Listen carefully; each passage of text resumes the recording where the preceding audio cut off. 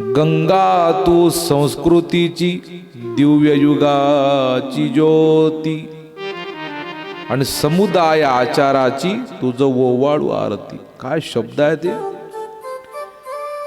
आम्ही तुला आरती ओवाळतो, आपण कोणती? आचाराची.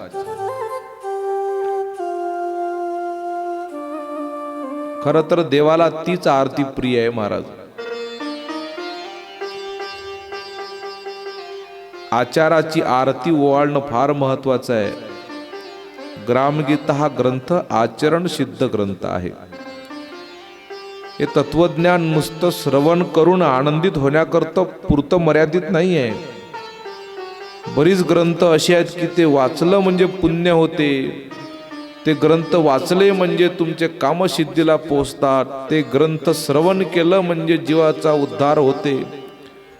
या सगळ्या गोष्टीच्या सकाम कथा अनेक ग्रंथांमध्ये पाहायला मिळतात. पण माझ्या राष्ट्रसंत तुकडोजी महाराजांनी समाजाला सकामतेमधून काढून कर्तव्यनिष्ठ बनवण्याकरता या ग्रामगीतेची रचना केली आहे.